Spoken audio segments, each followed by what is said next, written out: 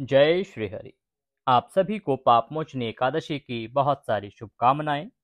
ईश्वर की कृपा से आपका पापमोचनी एकादशी का व्रत पूजन सफल हो और आपकी मनोकामनाएं सिद्ध हो। आज की इस वीडियो में बात करेंगे पापमोचनी एकादशी व्रत कथा की। कथा श्रवण करेंगे, साथ ही जानेंगे कि पारण की विधि क्या है, आपको पारण कब करना है। और अगर आपको यह ज्ञात नहीं है कि पापमोचनी एकादशी का व्रत कब करना है, तो वह भी आपको वीडियो में बताया जाएगा। पापमोचनी एकादशी की पूजा विधि का विस्तृत वीडियो हमने पहले अपलोड किया है, वह आप देख सकते हैं। सूक्ष्म विधि के साथ हम आपको आगे बढ़ाते हैं। देखिए, सुबह ब्रह्म मुहूर्त में उठ जाएं। उठने के बाद स्नान आदि के बाद व्रत का संकल्प करें। संकल्प के लिए अपना नाम बोलिए। अपना नाम बोलने के बाद अपना गोत्र और जिस स्थान पर आपको उस समय विराजमान है, जो दिन उस दिन पड़ रहा है, चैत्र पक्षे शुक्रवासरे पापमोचनी एकादशायाम पूर्णतिथियो, जिस उद्देश्य की पूर्ति के लिए आप एकादशी का व्रत कर रहे हैं, वह उद्देश्य दोहराइए। प्रभु से निवेदन कीजिए कि प्रभु, आप हमारे इस व्रत को सफल करने की शक्ति हमें प्रदान कीजिए और यह संकल्प स्वीकार कीजिए। वह संकल्प भगवान के चरणों में अर्पित कीजिए। उसके बाद आप कथा श्रवण करेंगे। कथा श्रवण करने के लिए शांत चित होके एक स्थान पर बैठ जाएं। भगवान श्री हरि विष्णु के चरणों में ध्यान को लगाएं और कथा सुनना आरंभ करें। धर्मराज युधिष्ठिर कहने लगे कि महाराज, आपने फाल्गुन शुक्ला एकादशी का महात्म्य बतलाया। अब कृपा करके यह बताइए कि चैत्र कृष्णा एकादशी का नाम क्या है, इसमें कौन से देवता की पूजा की जाती है और इसकी विधि क्या है। कृष्ण भगवान कहने लगे कि हे राजन, यही प्रश्न एक समय राजा मानधाता ने लोमश ऋषि से किया था, और जो कुछ उन्होंने उत्तर दिया था सो वही तुमसे कहता हूँ। लोमश ऋषि कहने लगे कि राजन, इस एकादशी का नाम पापमोचनी एकादशी है। अब मैं इसकी कथा कहता हूँ, सुनो। प्राचीन समय में कुबेर का चैत्ररथ नामक एक वन था। उसमें गंधर्वों की कन्याएं किन्नरों के साथ विहार करती थीं। वहां अनेक प्रकार के पुष्प खिले रहते थे। उसी वन में अनेक ऋषि तपस्या करते थे। स्वयं इंद्र भी चैत्र और वैशाख मास में देवताओं सहित वहां आकर क्रीड़ा किया करते थे। वहीं अपने आश्रम में मेधावी नाम के एक ऋषि भी तपस्या में संलग्न थे। वे शिव के भक्त थे। एक समय मंजू घोषा नाम की अप्सरा ने उनको मोहित करने का विचार किया। वह ऋषि के भय के मारे समीप नहीं गई, वरन दूर बैठकर वीणा पर मधुर गीत गाने लगी। उस समय कामदेव ने भी मेधावी ऋषि को जीतने की चेष्टा की। उन्होंने उस सुंदर अप्सरा के भ्रू को धनुष, कटाक्ष की डोरी, नेत्रों को धनुष की लचक, कुचों को कुरी बनाकर मंजुघोषा को सेनापति बनाया। उस समय मेधावी ऋषि भी युवा और हष्ट पुष्ट थे, साथ ही यज्ञोपवीत तथा दंड धारण किए हुए थे। ब्रह्म तेज से युक्त थे। मंजुघोषा ऐसे सुंदर ऋषि को देखकर उनकी सुंदरता पर मुग्ध हो गई और अपने गीत, चूड़ियों और नुपुरों की झनकार तथा नृत्य कला द्वारा हाव भाव दिखाकर मुनि को रिझाने लगी।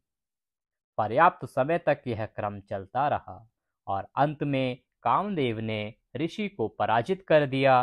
फलस्वरूप ऋषि मंजुघोषा के साथ रमण करने लगे और काम में इतने वशीभूत हो गए कि उन्हें दिन तथा रात्रि का भी विचार नहीं रहा। इस प्रकार बहुत समय बीत गया।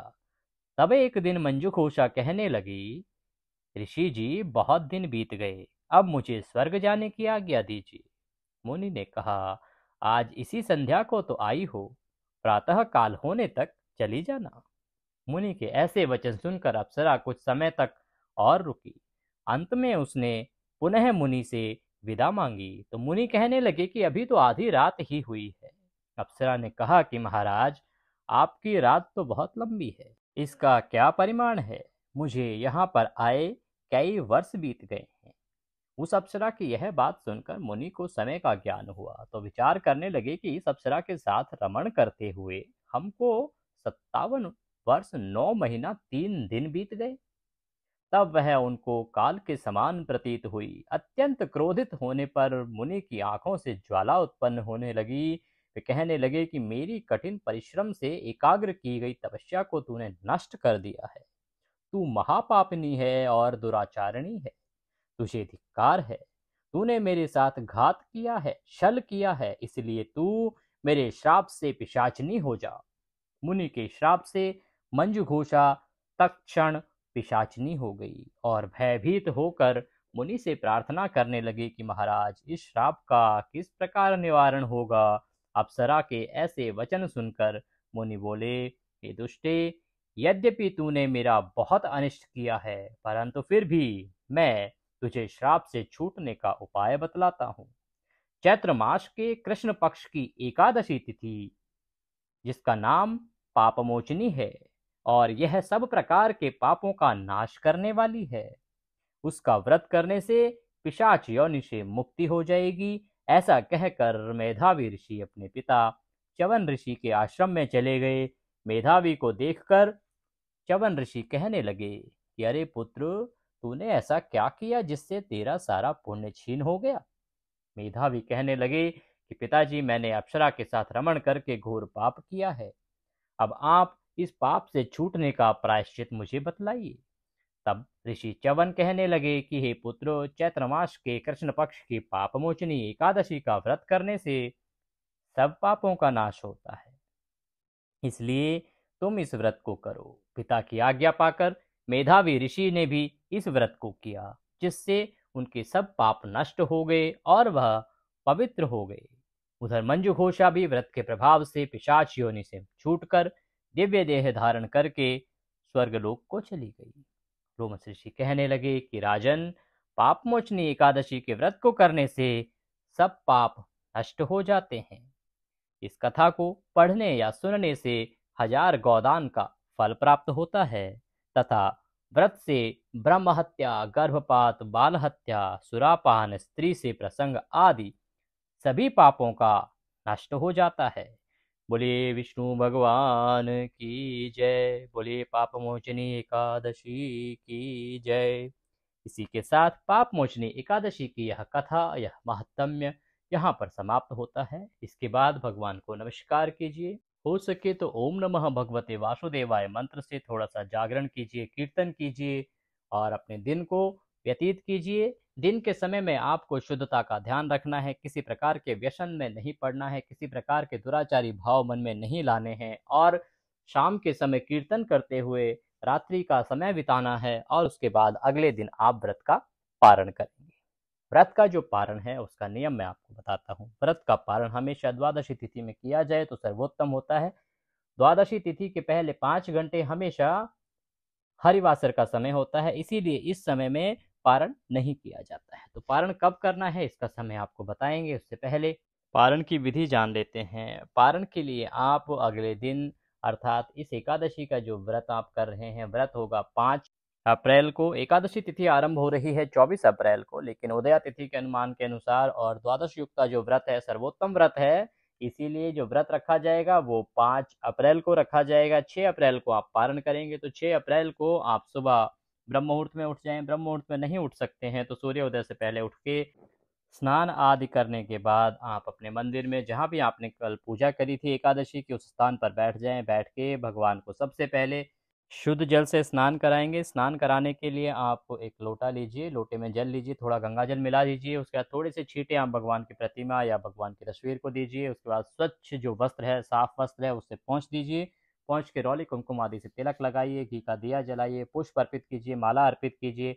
अगर आपके पास लौंग, इलायची और सुपारी के साथ पान का पत्ता है तो बीड़ा बना के आप भगवान को अर्पित करें। अगर वह नहीं भी है तो भी उसकी कोई इतनी आवश्यकता नहीं है। उसके बाद भगवान को नमस्कार करें। नमस्कार करके भगवान से निवेदन करें कि प्रभु, हमने आपका यह एकादशी का व्रत किया था, पूरे तन मन धन से यह व्रत हमने पूर्ण किया है। इसमें कोई गलती, कोई त्रुटि, कोई भूल हमसे हुई हो तो हमें क्षमा करें, क्योंकि आप तो दया सिंधु हैं और हम आपके दर के भिखारी हैं। हे प्रभु, हमारी गलतियों को क्षमा करते हुए दया का आशीर्वाद हमें प्रदान करें और जिस भी मनोकामना से आप यह व्रत कर रहे हैं वह दोहराते हुए भगवान को नमन करें। फिर भगवान को भोग लगाएंगे। भोग लगाने के लिए आप बना सकते हैं पीले चावल, आप बना सकते हैं। कुछ स्थान ऐसे हैं जहाँ पर आप खीर पूड़ी का भोग लगाते हैं। इस प्रकार से कुछ लोग हलवे का भोग लगाते हैं। जो भी आपके यहाँ भोग लगता है वह आप बनाएं, भगवान को भोग लगाएं। भोग लगाने के लिए तुलसी दल अवश्य डालें, तुलसी का पत्ता उसमें अवश्य डालें भगवान को नमस्कार करके भोग लगा के वह प्रसाद बंधु बांधवों में बांटें, जो भी लोग हैं उनमें बांटें। हो सके तो किसी ब्राह्मण को बुलाएं, भोजन कराएं, उसको दान दक्षिणा दें और दान दक्षिणा देने के बाद अपने व्रत का पारण करें। आप स्वयं वह प्रसाद ग्रहण करें। अगर आपके पास बाकी चीजें नहीं भी हों तो सिर्फ एक तुलसी के पत्ते मात्र से आप अपने व्रत का पारण कर सकते हैं। मुंह में जब आप तुलसी का पत्ता रखेंगे उससे आप भगवान को याद करते हुए अपने व्रत का पारण कीजिए और उसके बाद जो आपका भोजन है वह ग्रहण कीजिए। इससे आपका व्रत आप अवश्य ही सफल होगा। बात आती है कि जो व्रत का पारण है वो करना किस समय है, इसका जो शुभ मुहूर्त है वो कब है।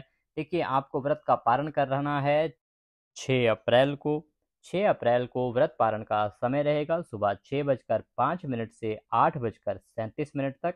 इस समय में आप व्रत का पारण कीजिए। भगवान श्रीहरि के आशीर्वाद से आपकी सभी मनोकामनाएं पूर्ण होंगी। वीडियो के अंत में कमेंट बॉक्स में जय श्रीहरि लिखना ना भूलें, इससे भगवान श्रीहरि का आशीर्वाद आपको प्राप्त होगा और भगवान आपकी सभी मनोकामनाएं अवश्य पूर्ण करेंगे। वीडियो को लाइक अवश्य करें, चैनल पर नए हैं तो सब्सक्राइब करना ना भूलें। आज के इस वीडियो में अभी के लिए इतना ही। अगले वीडियो में फिर होगी आपसे मुलाकात, तब तक के लिए जय श्री हरि।